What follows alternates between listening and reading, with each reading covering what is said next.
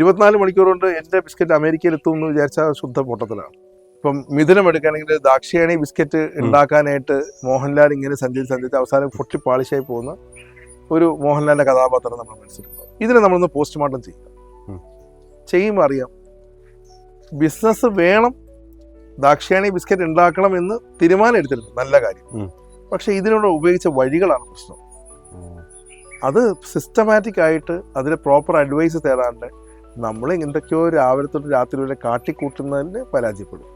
പക്ഷെ അതേസമയം എനിക്ക് ആ ബിസ്ക്കറ്റ് കമ്പനി ഉണ്ടാക്കണം, ആ ബിസ്ക്കറ്റ് കമ്പനി ലോകത്ത് മൊത്തം ആൾക്കാർ ഈ ബിസ്ക്കറ്റിലേക്ക് ഉപയോഗിക്കാൻ പാടുള്ളൂ എന്ന് ഞാനൊരു ചിന്ത ഉണ്ടെങ്കിൽ അത് എങ്ങനെ അതിലേക്ക് എത്തിപ്പറ്റാം, എങ്ങനെ അതിനെ സിസ്റ്റമാറ്റിക്കായിട്ട് കൊണ്ടുപോകാം, സംസ്ഥാനത്തിൽ അല്ലെങ്കിൽ നാടിൻ്റെ റൂൾസ് അനുസരിച്ച് നമ്മൾ കാര്യങ്ങൾ എന്തൊക്കെ ചെയ്യാം, അതിന് നിക്ഷേപം നമ്മുടെ കയ്യിൽ പണം ഇല്ലെങ്കിൽ പണം എങ്ങനെ സ്വരൂപിക്കാം, പണം സ്വരൂപിക്കുന്നവർക്ക് സത്യസന്ധമായി ഈ പണം എങ്ങനെ തിരിച്ചു കൊടുക്കാം എന്നുള്ള രീതിയിൽ ആദ്യം ഒരു ഡേറ്റ നമ്മുടെ മനസ്സിൽ വേണം, അല്ലെങ്കിൽ ആദ്യം നമ്മളൊരു പ്രോജക്റ്റ് പ്ലാൻ വേണം.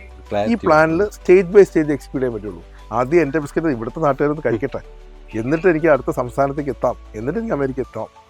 അല്ലാണ്ട് 24 മണിക്കൂർ കൊണ്ട് എനിക്ക് അമേരിക്ക എത്താൻ പോലും, അങ്ങനെ എത്തിക്കാൻ അത് നേരെ തിരിച്ചു വരുത്തി. ആദ്യം നമ്മളൊരു പ്രോജക്റ്റ് പ്ലാൻ വേണം. ഈ പ്ലാനിൽ സ്റ്റേജ് ബൈ സ്റ്റേജ് എക്സിക്യൂട്ട് ചെയ്യാൻ പറ്റുള്ളൂ. 24 മണിക്കൂർ കൊണ്ട് എൻ്റെ ബിസ്ക്കറ്റ് അമേരിക്കയിൽ എത്തും എന്ന് വിചാരിച്ചാൽ ശുദ്ധ പൊട്ടത്തിലാണ്.